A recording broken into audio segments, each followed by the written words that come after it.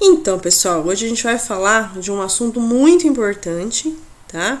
Que na verdade, assim, a partir dos conceitos de Knox que a gente vai aprender hoje, a sequência, né, lógica, então seria chegar a estudar um assunto que cai bastante em vestibular, que é pilha, tá? Então o nosso estudo vai começar agora, tá? Então quando a gente fala em Knox, tá? Significa número de oxidação. E toda vez que a gente se refere a esse termo Knox, a gente está se referindo de uma maneira geral, a gente está se referindo à carga, tá? Carga do elemento químico. Só que a palavrinha carga, ela é muito específica, porque a palavrinha carga, ela se refere apenas a compostos iônicos. Mas às vezes a gente precisa entender, né, a transição de elétrons nos elementos dentro de uma molécula, tá? Só que molécula não tem íon, então a palavra carga não serve, eu preciso de um termo mais adequado. Foi daí que surgiu, então, o que a gente chama de Knox, tá? Então, toda vez que você vê a palavrinha Knox, tá? Você vai lembrar, Knox significa número de oxidação, tá? E quando a gente fala em número de oxidação, a gente vai automaticamente lembrar de cargas, tá?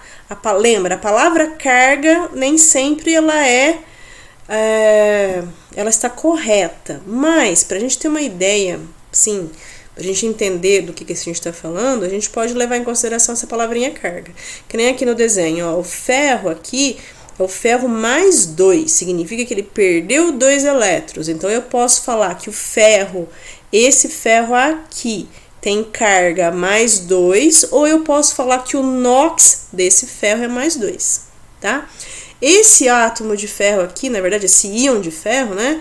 Ele é mais 3, significa que ele perdeu 3 elétrons. Então eu posso falar que a carga dele é mais 3, ou que o Knox dele é mais 3, tá? Então, para íons, tanto faz eu usar carga ou Knox, que é a mesma coisa, tá? Então, dentro do assunto que a gente vai falar hoje, dentro dessa aula, a gente vai também falar do que é um agente oxidante, do que é um agente redutor, tá? A gente vai falar do que é redução, tá? E o que é oxidação. Então, a gente tem que ter em ideia, tá? Que a oxidação é um processo químico que ocorre toda vez que alguém perde elétrons, tá? Então, perder elétrons significa sofrer oxidação. E, ao contrário, né, se alguém perde elétrons, alguém tem que ganhar elétrons, tá? Dentro de uma reação química. E quem ganha elétrons sofre redução, tá? Então, aqui tem uma definição, para a gente não ficar muito perdido, tá? Então, Knox é um termo, né, geral, tá? Que se refere à carga. Essa carga eu vou chamar ela de carga real se a gente estivesse referindo a composto iônico, porque composto iônico tem íons e íons tem carga, tá? Ou a gente vai falar de carga aparente. A carga aparente é o que a gente vai encontrar em compostos moleculares, tá? Lembrando que compostos moleculares são aqueles que tem apenas ligações covalentes, tá? Então, falou molécula, você lembra de ligação covalente, tudo bem? Bom,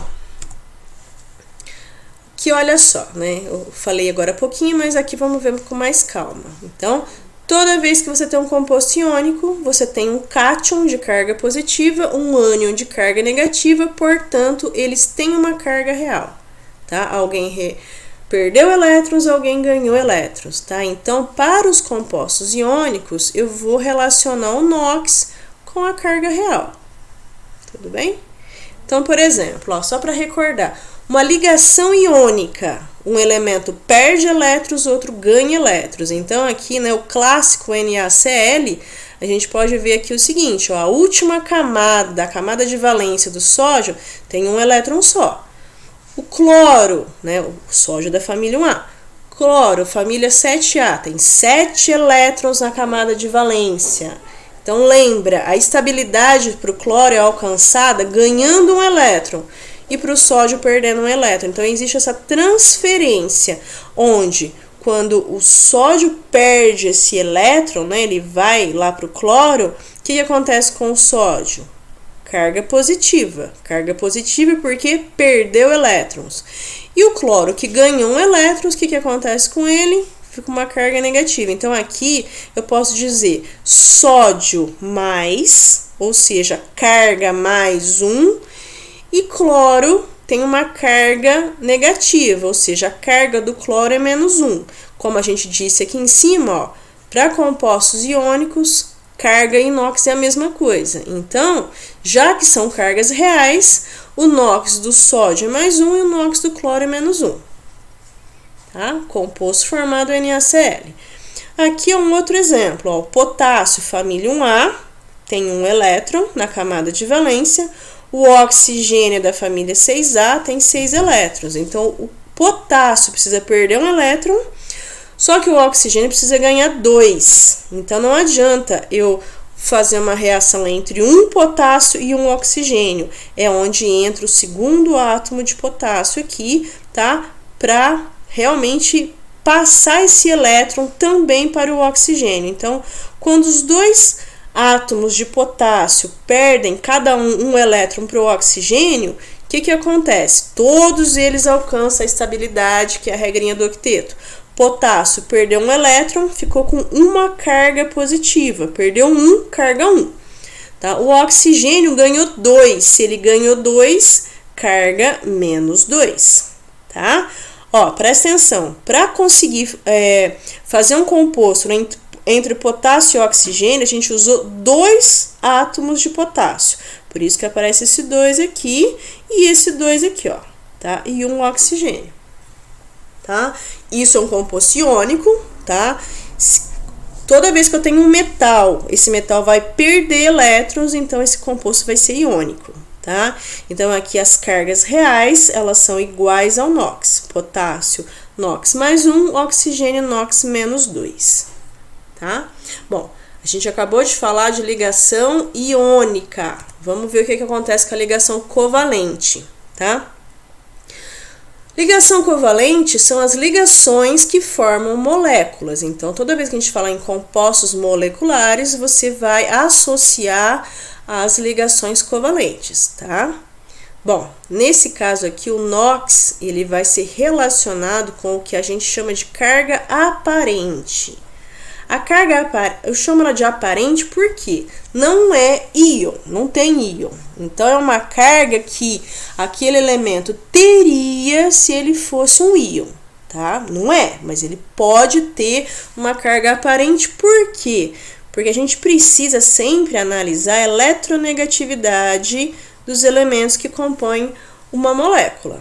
Tá? Então, lembra, ligação covalente não tem carga, ninguém ganha, ninguém perde, porque existe um compartilhamento de elétrons. Isso é importante, tá?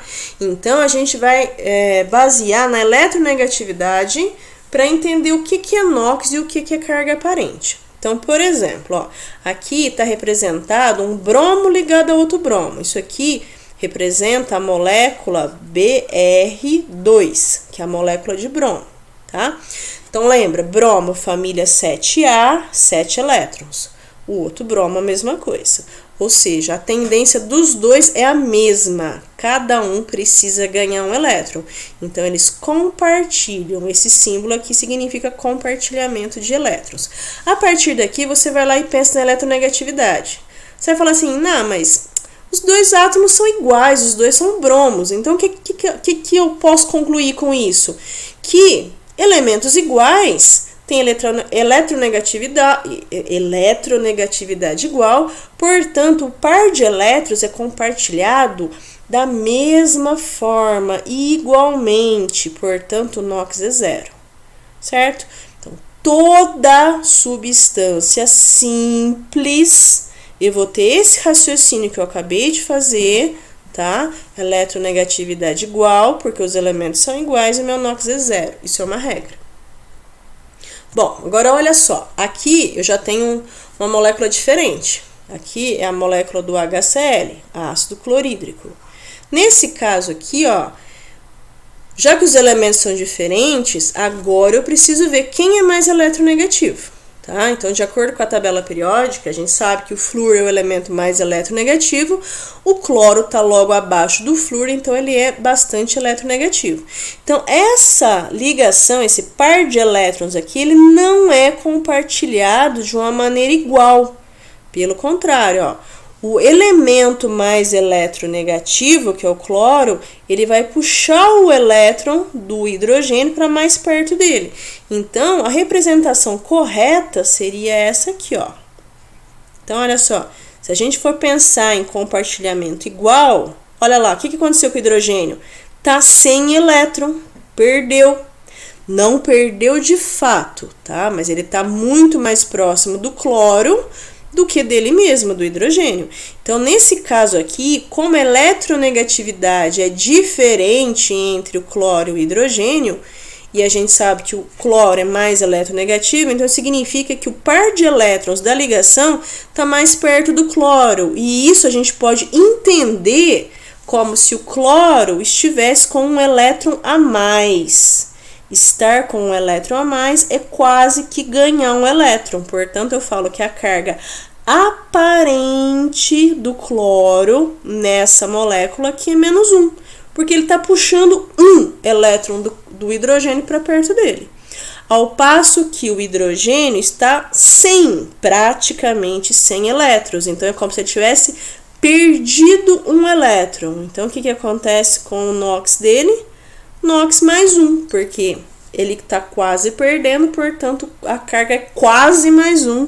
Lembrando que esse quase aí é porque ela é aparente, não é real, tá?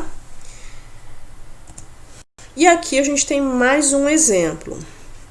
Olha só, essa molécula aqui que eu representei é essa aqui, ó, CCl4, é o tetracloreto de carbono. Isso aqui é um solvente orgânico muito utilizado em laboratório, tá? Então, mesma ideia, ó. Ligação covalente depende da eletronegatividade dos elementos. Aqui a gente tem carbono e cloro. Entre o carbono e o cloro é muito mais eletronegativo. Então, olha só. Olha a representação aqui, ó. Os dois elétrons, né, um do carbono e um do cloro, estão distribuídos igualmente, ó, nas 4 ligações. Só que, né, se existe um elemento mais eletronegativo que o outro, essa representação aqui ela não tá certa, não. Qual que é a melhor representação? É essa aqui, ó. Olha lá. O elétron do...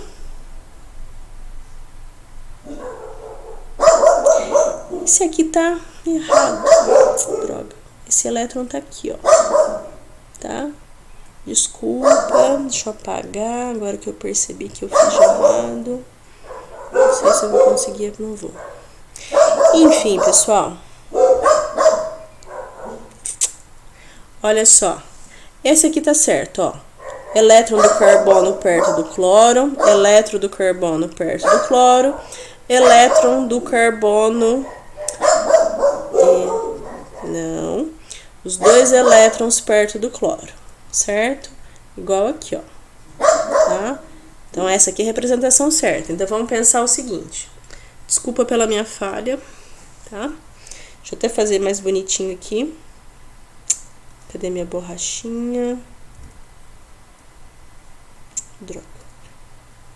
Deixa eu fazer mais bonitinho. Olha lá. Então, o que a gente tem aqui, ó? Os dois elétrons da ligação sempre fica perto do elemento mais eletronegativo.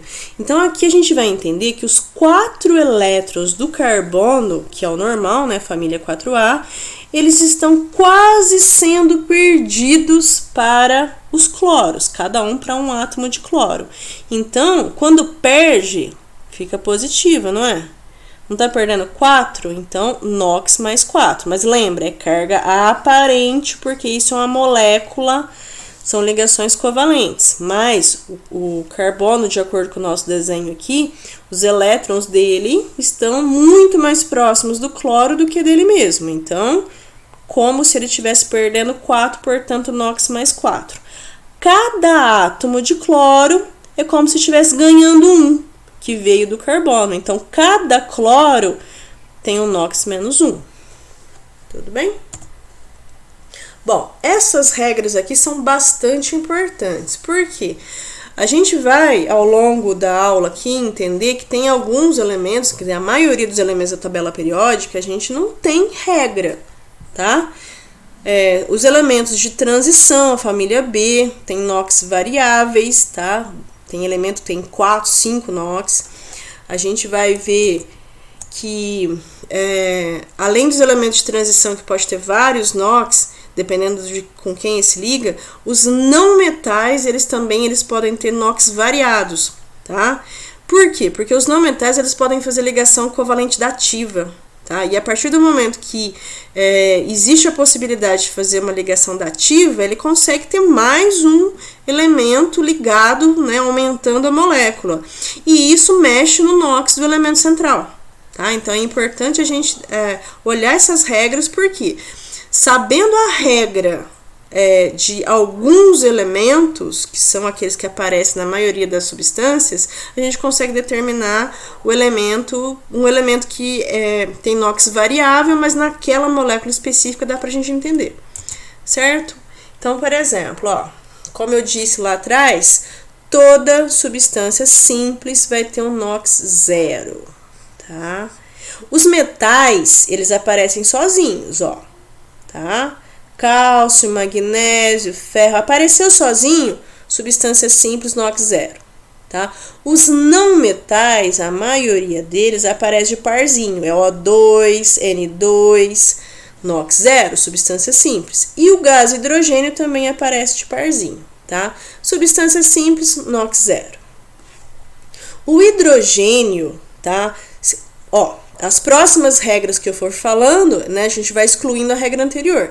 Então, o hidrogênio, se ele não for substância simples, ou seja, se ele estiver fazendo parte de uma substância qualquer, ele vai ter um NOx mais 1, certo? Então, guarda hidrogênio, NOx mais 1. Então, aqui, por exemplo, ó, ácido clorídrico, eu já sei que o H é mais 1, ácido sulfúrico, o H é mais 1, e o NaOH, o H é mais 1. Então, eu já sei do hidrogênio, tá? Oxigênio, na grande maioria dos casos, o NOx dele é menos 2, porque o oxigênio, ele tem uma tendência muito grande em ganhar 2 elétrons. Lembra, da família 6, para chegar em 8, falta 2, tá? Então, olha só, oxigênio menos 2, oxigênio menos 2, oxigênio menos 2. Uma exceção importante, tá, no caso do oxigênio, quando a gente fala de peróxido, tá? Os peróxidos existem para água, né, que é a água oxigenada, essa daqui, peróxidos da família 2A, no caso do cálcio, e peróxido da família 1A, que é o caso, por exemplo, do sódio, ó, tá? Então, existe essa exceção. Mas a maior parte das substâncias que a gente vai ver, realmente o oxigênio tem carga menos 2. Bom, uma regra importante. Quando eu tenho uma molécula, tá? Quando eu falo molécula, significa que não tem nenhuma carguinha aqui em cima, tá? Não tem carga nenhuma, nem positiva, nem negativa. A gente tem, essa regra é importante, que a somatória do NOx de todos os elementos tem que dar 0. Então, essa aqui é a conta mais importante que a gente tem. E assim, é dessa forma que a gente determina, tá, o elemento que a gente não sabe. Então, por exemplo, até agora eu sei que o hidrogênio tem NOx mais 1. É regra. Eu sei que o oxigênio tem carga menos 2. Mas o enxofre, alguém falou alguma coisa? Não. O enxofre da família 6A é um não metal, ou seja, NOx variável. Mas a partir dessa continha aqui, eu consigo achar o NOx do enxofre. Por exemplo, ó, vamos fazer aqui no cantinho, ó. Hidrogênio, H2SO4, tá? O hidrogênio, um hidrogênio só, mais 1. Quantos que a gente tem? 2. Então, 1 vezes 2, 2, tá? O enxofre, eu não sei. Eu vou descobrir agora. Eu vou chamar ele de X. Tá? Então, aqui continua X. O oxigênio, eu sei que um oxigênio só é menos 2. A gente aprendeu agora há pouco. Olha lá a regra do oxigênio, menos 2. tá? E não tem 4, então 2 vezes 4 menos 8. E eu sei que a somatória tem que dar 0, tá? Então, aqui, olha só, como eu não sei a carga do enxofre, eu não posso falar que ele é negativo, então eu vou pôr um positivo aqui. Se for negativo, a própria conta vai nos mostrar, tudo bem? Então, aqui, ó, X. Vamos passar o oxigênio, passar o 8 para lá, ele é negativo, vai positivo. Passa o 2 para lá, ele é positivo, vai negativo. Então, quanto que vale o NOx do enxofre? 6. Mais 6, tá? Esse tipo de continha que a gente vai fazer. Olha, para íon, tá? Se o íon for simples, ou seja, o elemento sozinho, o NOx é a própria carga, tá? Isso eu disse lá no segundo slide. Então, por exemplo, Na+, NOx mais 1. Ca mais 2, NOx mais 2, e assim por diante. Agora, se o seu íon for composto, o que significa íon composto? É um íon que tem mais de um elemento químico, tá? Por exemplo, esse daqui, ó, SO4. É um íon. Como é que eu sei que é um íon? Tem carga. Se tem carga, é íon, tá? Aliás, esse aqui tem uma carga negativa, então isso aqui é um ânion. Certo? Então, qual que é essa regra 6 aqui, ó? Quando eu tenho um ânion composto, tá? A somatória do NOx de cada elemento tem que ser resultante à própria carga, tá? Lembra, aqui nessa regra 4, molécula não tem carga, então a somatória tem que dar 0, tá? Agora, quando você tem um íon composto, a somatória tem que dar a carga do íon. Então, por exemplo, ó, SO4 menos 2. Então, eu sei que a somatória tem que dar menos 2. Enxofre, eu sei? Não. Por que eu não sei? Porque não tem regra para ele, tá? X, então, não sei. Oxigênio, cada oxigênio é menos 2. Não tem 4? Tem que dar, a somatória tem que dar menos 8 e tem que ainda ter um resultado de menos 2. E aqui vai descer meu X.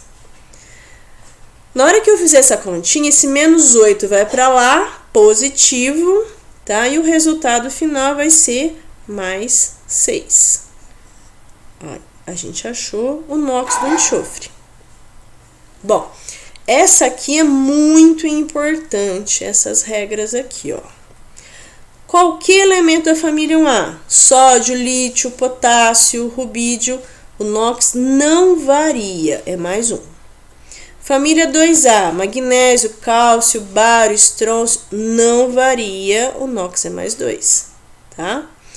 Alumínio, sempre NOx mais 3, o zinco, sempre NOx mais 2 e a prata, sempre NOx mais 1. Essa regra aqui é muito importante, muito, tá? Se eu juntar a regra 7 com a regra 1, a regra 2 e a regra 3, a gente consegue fazer qualquer conta, tá? E essa regrinha aqui é importante, porque a gente aprende que os halogênios, quem são os halogênios? Flúor, cloro, bromo, iodo. A gente sempre aprende que eles são da família 7A, precisa ganhar 1, então a gente aprende que o NOx é menos 1. Será que sempre é menos 1? Não. Olha só. Só vai ser um NOx menos 1 se não tiver oxigênio na fórmula. Porque se tiver oxigênio, esse NOx aqui pode ser qualquer coisa, tá? Vai depender muito do que? Da quantidade de ligações covalentes dativas que esses elementos estão fazendo em determinada molécula, tá? Se não tiver oxigênio, menos 1, beleza, já resolveu. Se tiver oxigênio, vai ter que procurar, tá? Bom, tem essas duas exceções que eu coloquei aqui no cantinho que dificilmente a gente vai ver aqui no ensino médio, tá?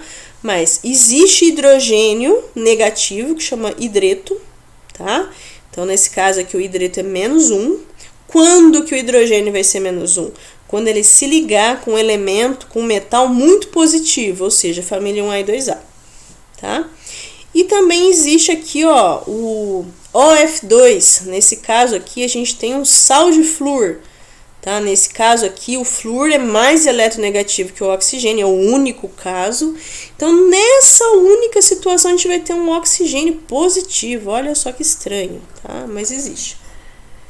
Bom, então a regra que eu acabei de explicar, né? A soma algébrica, ou seja, a somatória do NOx de todos os átomos de uma substância composta tem que ser zero, tá?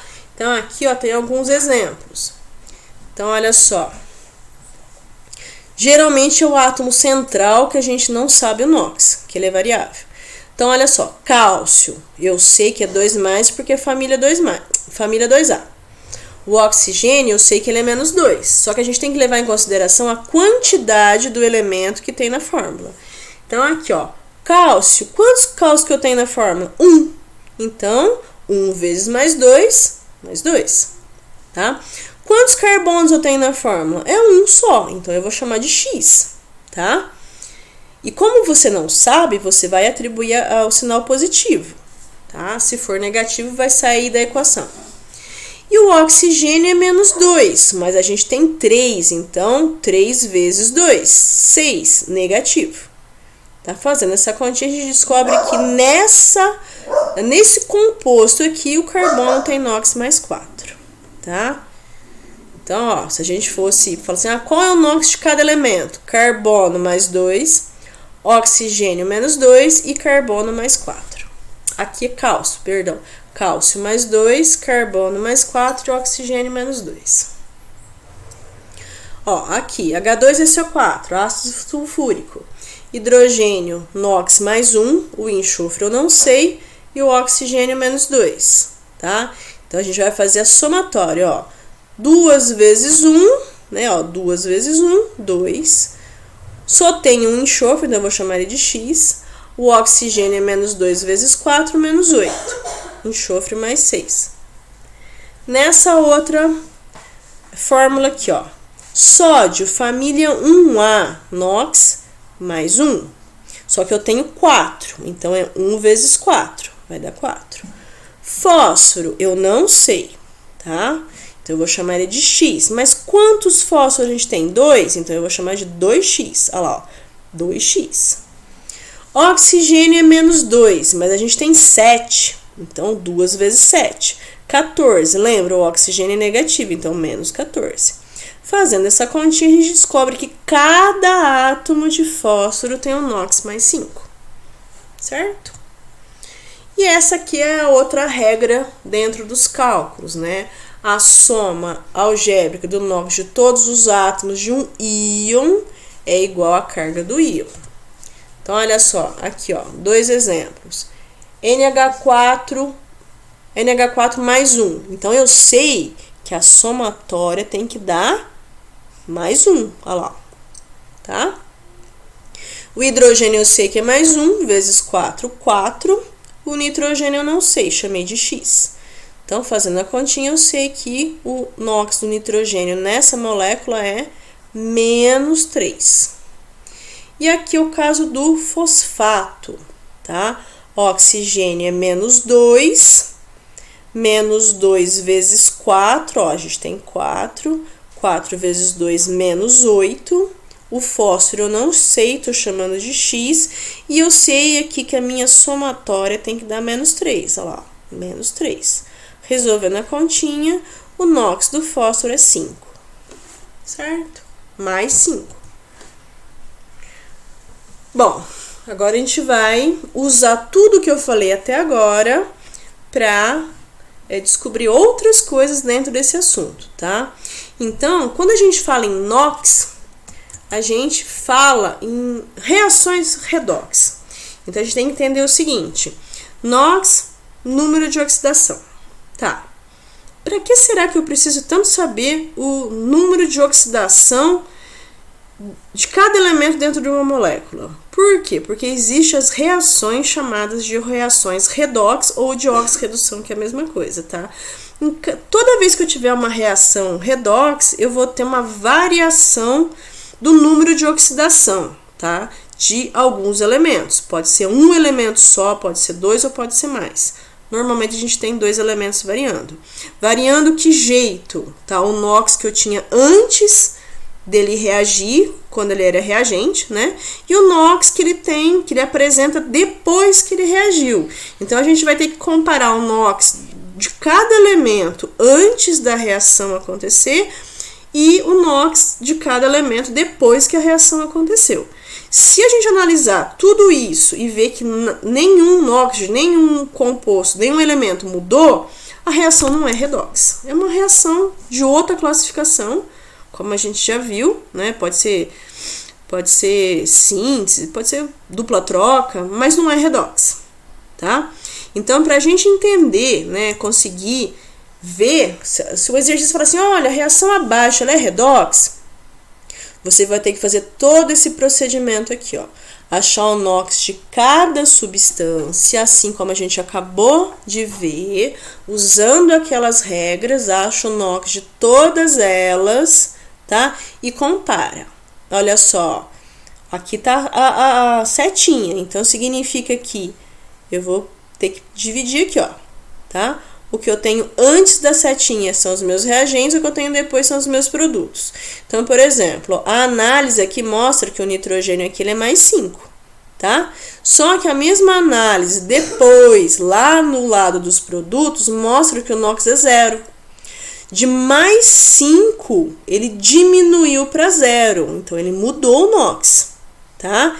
Nesse caso aqui, se diminuiu, significa que esse elemento ele ganhou elétrons e geralmente quem ganha elétrons sofre um processo chamado redução. Olha só o nome, ó, redox. Então eu tenho que entender o seguinte: se alguém sofre redução, alguém tem que sofrer oxidação, tá? Então se alguém que eu falo é elemento, tá? Se algum elemento diminuiu o NOx, eu vou ter que achar outro que aumentou. Então, por exemplo, ó, aqui o enxofre tem NOx 0, antes, quando ele era reagente. Quando ele passa a ser produto, o NOx é 6, mais 6. Então, aqui ele aumentou o NOx. Quando a gente aumenta o NOx, quando o elemento aumenta o NOx, ele sofre um processo chamado de oxidação, tá? O carbono é a mesma coisa, ele era 0 e foi para mais 4. Aumentou, sofreu oxidação. Então, lembra, ó. Essa dica aqui é bastante importante. Em toda reação redox, o que acontece? Se o NOx do elemento diminuir, eu sei que ele ganhou elétrons e eu sei que o processo foi de redução, tá? Por outro lado, se o NOx do elemento aumentou, eu sei que ele perdeu elétrons e ocorreu a oxidação. Então, pode ver que esses dois processos eles têm que acontecer ao mesmo tempo. Porque para alguém ganhar elétrons, alguém tem que perder elétrons e vice-versa, tá? Não existe uma reação redox onde só há perda de elétrons ou só ganho de elétrons. Tem que acontecer as duas coisas ao mesmo tempo. Então, olha só. Nessa reação aqui, ó, o ouro é substância simples, tem o NOx 0. Aí você faz todo, né, o procedimento, olha o NOx de todo mundo. Aí você vai perceber que o ouro do lado de cá, ó, nesse produto aqui, ó, o NOx dele é mais 3. Então, de 0 para mais 3, não aumentou? Então, a gente está falando disso, ó. Se aumentou, o que aconteceu com ele? Ele perdeu elétrons e sofreu oxidação. Olha lá, sofreu oxidação. Bom, se alguém oxidou, alguém reduziu. Olha só o nitrogênio, aqui ele era mais 5, reagiu, virou um produto com NOx mais 2. Então, de 5 para 2, diminuiu. Se diminuiu, significa que ele ganhou elétrons. Se ele ganhou elétrons, ele sofreu o processo de redução, tá? E é assim que a gente vai analisar as reações redox, tá? Aqui tem um outro exemplo, ó. O manganês, aqui tem o NOx mais 4 e ele passa a ser um produto com NOx mais 2. Diminuiu, sofreu redução. Nesse caso aqui eu tenho um peróxido, que é o H2O2. Tá? No peróxido, o oxigênio tem NOx menos 1. De menos 1, ele foi para 0. De menos 1 para 0, ocorreu um aumento. Então, ele sofreu oxidação. tá? E aqui são outros exemplos, ó, a gente já viu esse tipo de reação, chama reação de deslocamento ou simples troca, tá? Eu disse lá nessa aula que toda reação de deslocamento, ela é uma reação redox, e aqui fica bem evidente isso, ó. Ferro, substância simples, NOx 0. Aqui a gente tem o cobre, tá? De NOx mais 2. Eu sei que o NOx dele é mais 2 porque tá pendurado um 2 aqui, ó, tá? Como o cloro sem oxigênio é menos 1, esse 2 indica a carga do cobre, tá? Então, ó, lá nos produtos, o ferro de 0 foi para mais 2, sofreu oxidação. E o cobre, que era mais 2, diminuiu para 0, sofreu redução. Então, houve uma transferência aqui de 2 elétrons, tá? Praticamente a mesma coisa nessa reação aqui, onde o zinco de 0 vai para mais 2, sofrendo oxidação. O mercúrio de mais 2, ele vai para 0, sofrendo redução. E aqui com o zinco, tá? Aqui, ó, essa reação aqui não tá balanceada. Preciso de um 2 aqui. Agora as outras tá tudo bem. Então, olha só. Aqui de 0 para mais 2. Aqui de mais 1 para 0. Então, a oxidação do zinco e a redução do hidrogênio. Bom, agora a história é a seguinte. Se tem um elemento que sofre redução e um outro elemento que sofre oxidação, é importante a gente entender o seguinte, ó. Para um oxidar e o outro reduzir, eu tenho que entender que um provoca a reação do outro, tá? Então, esses termos aqui são muito importantes, agente redutor e agente oxidante. O agente redutor vai ser a substância que possui o elemento que sofreu oxidação, tá? E o agente oxidante é ao contrário. O agente oxidante é a substância que tem o elemento que sofreu redução. É só você lembrar que é o contrário, tá? Então, olha só essa reação aqui que a gente já viu, ó.